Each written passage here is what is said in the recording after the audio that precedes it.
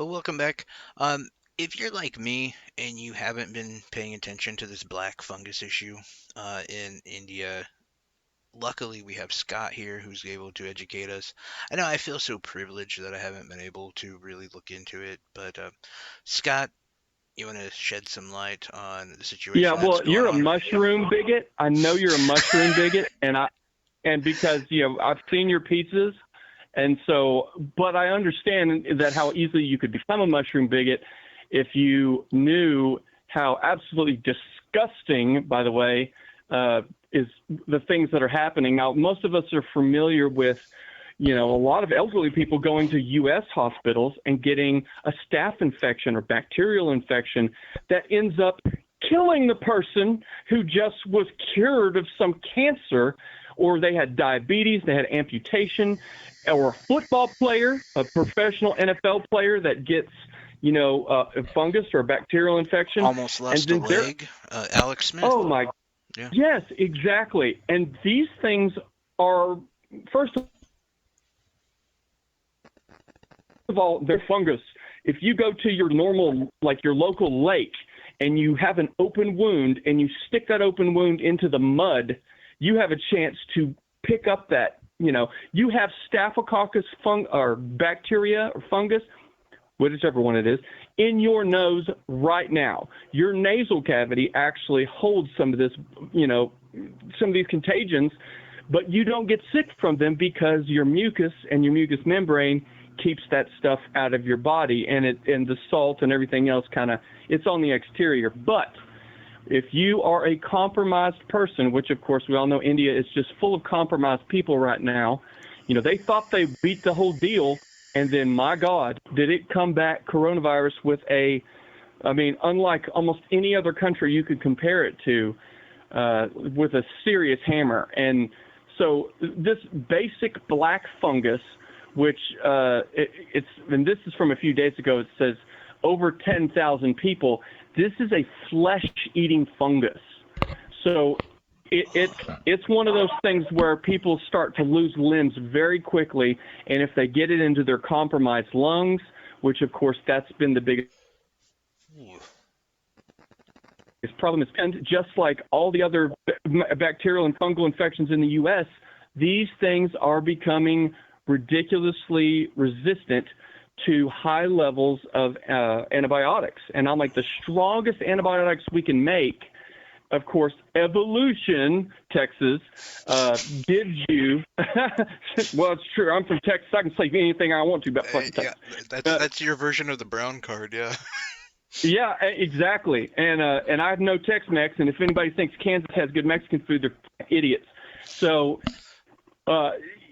basically those things evolve so fast. I mean, generations of viruses, bacteria, and fungus, they become resistant. You can't kill them all in the petri dish.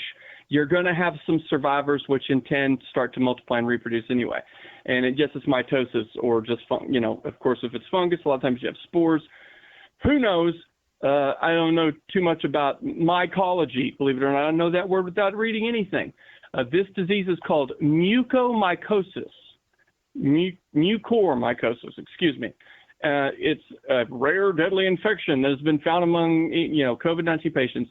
So just like over here, you can't even filter out through the best of it goes from one room to another via the ventilation system. You can't spray it down so well. Somebody can touch it. But it's not new. These things have always existed. The problem is when they come in contact, with it, they start to spread. People get it on their hands, and it's bad. So they have a shortage of some of these super powerful antibacterial, antifungals, and it says surfaced in the beginning of May. So we've only got 1 month into this, and they've already lost control. Can disfigure facial features and even kill. So it's probably affecting people, within their mucous membranes, within their lungs. It says at least a loss of vision, and so basically it's eating these people's faces out from under them. That's bad. But you think they're probably getting it through Well, it tells us The right here that Oh, has go ahead. Yeah, had used medical equipment consistently. The black fungus has begun to flow through oxygen tubes. that's what I was That's one. thinking. Yeah, you know how a lot of our parents have, and even some people, or maybe even some of our listeners have sleep apnea. You've seen the machines, and they say, they're a lower form of a respirator. Well, ours self cleans, and Right. you Yeah. have to clean that crap, or you get mold and fungus. And black mold, we all know, can, if it's bad enough, to tear down a damn home and demolish it Hmm. just because it's that bad. But I get black mold in my air conditioner. I bleach that shit out. You got to keep on it clean because it will reproduce when there's a lot of moisture. And for God's sake, there are times of the year in India where people in the U.S. don't realize, maybe if you're in Houston or, I don't know, Florida, but the monsoon season is more moisture than you can possibly imagine. When the Himalayas start dumping all that moisture, they just turn into one big muddy mess. And lots of India are jungle. So I mean, there's a lot of places for this to go, and and especially with COVID, and you have people from all classes, and then they still don't have enough room for everybody who's sick. And then we were talking about substandard. India still has a campaign of Little Mix Shitty, don't poop on the street. So there are definitely some hygiene issues that extend systemically all the way to hospitals. And like I said, India is definitely a place where the class system or the caste system Right. Yes. is set in place, and it's gonna continue. I don't see, when they're not prepared medically for this many patients in the first place because they thought they had beat it, and then to have a secondary problem that's just as deadly as COVID, if not more, then I don't know what India is going to do. I mean, break out the bleach, man. I think this really illustrates, you know, to of course make this about America and to make, but I do think that this is something that does illustrate why it's dangerous to have a an orthodox class system where if you are a lower income earner or a middle income earner, this is the hospital you go to. This is the standards Exactly. at which you're to be taken care of. And don't get me wrong, we have that here to an extent, but you're right, it is majorly enforced over there. But let me ask you a question from what you're looking at. Do you think this is something that that will get investigated when this is over? Is this something that like the people have already been talking about doing some sort of exploratory, um, because I mean we had it over here. We Fungus have wasn't created we in the Wuhan lab. no, no, but we I mean we had COVID. We Right, we we do. have we have staph infections over here all the time. There's a reason. There's something going on as to why it's spreading so horribly over there. And I would hope that if we had that kind of situation here, um, we would investigate that. Kind of like when we had a COVID outbreak in a nursing home and some asshole governor wanted to send more old people back to that nursing home.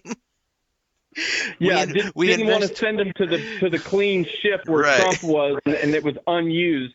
Yeah, that was bad. But But there we is but we are investigating. So I'm curious if there was any talk about there being further investigations. Of I course, I'm think it's sure they're too early. dealing with it, right? Oh, okay.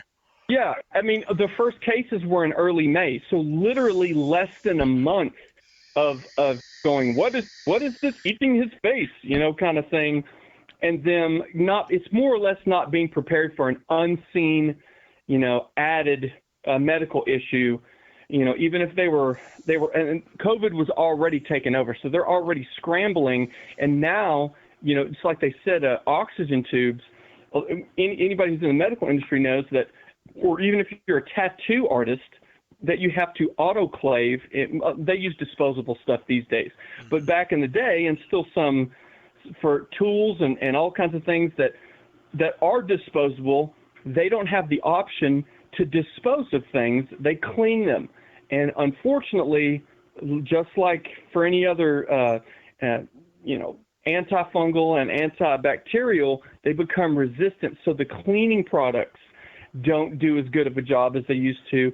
and then they hand me down oxygen tubes or whatever else. They just don't have the same level of disposable stuff. So there can definitely be a class issue there, of who gets the new stuff Right. and who gets the quote cleaned, and it almost becomes a form of triage.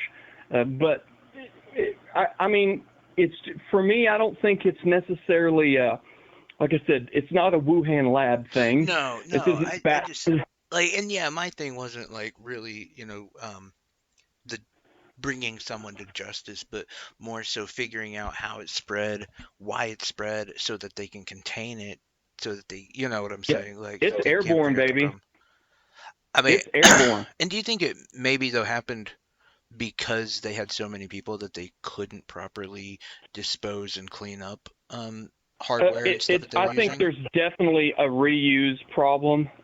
Just like a lot of things. It's like when I go, now this is not an offshoot, but when I see the movie The Thing, by the way, you should always see with Kurt Russell, and that is a horrifying movie.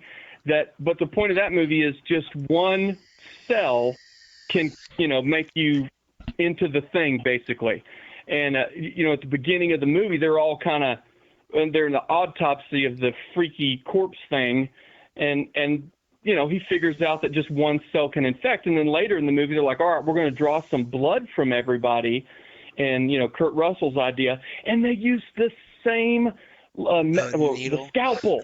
Oh, Yeah, yeah, scalpel to yeah. cut each other's thumbs. And he's like wiping it off on his jeans. I'm like, what?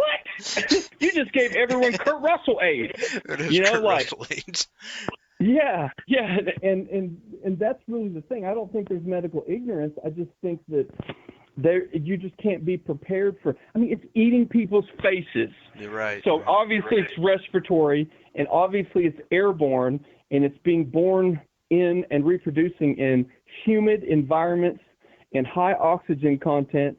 Although I don't know if I don't think fungals necessarily breathe oxygen. Well, they're not the same as a regular plant. They don't need. I don't know if they need CO2 or oxygen, but whatever they need, if they can grow in oxygen tubes, obviously they're kicking it. And And it's a that's really it's like a it's a utopia really wet for them. environment over there, especially sometimes during the year.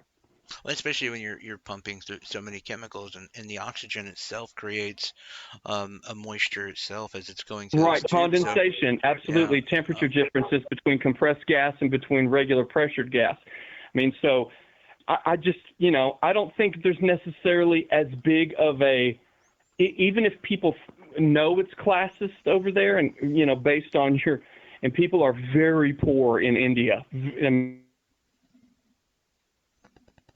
mean, they live to poorer than any poor American. I mean, but they're also much more industrious people when it comes to the extreme lower class than our poor.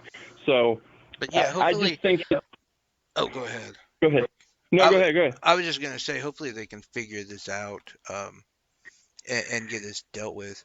Uh, we are gonna be talking. Did you have something else that you want to finish up with, or? No, I would just say that a lot of countries are starting to participate not only in sending India vaccines, but they're also sending India, some of their the antibacterial and antifungal. Everybody's kind of trying to pitch in, but remember, India is the second most populous, country in the world, and you're talking over 1 billion people, so 3 times the population of the United States within India, and some of that high-end the zithromycin and all the other, penicillin kind of stuff. That there's only a limited supply of that, and it's hard to come by. So everybody's kind of pitching in, and I hope India pulls through this. It's not like a disease. This is really a cleaning and an issue based on isolation. If you can isolate patients, they have a less chance to spread this stuff. I mean, they're going to need everything, so But hopefully yeah, they'll get what they need. and I'm sure like that isolation process is probably going to be incredibly difficult, as you said, with that many people. But anyway, we're going to move from healthcare into the January 6th Commission. Stick around because this will be one of those instances where I get to go after AOC and the squad on something pretty important involving the January 6th commission. We'll be back with that.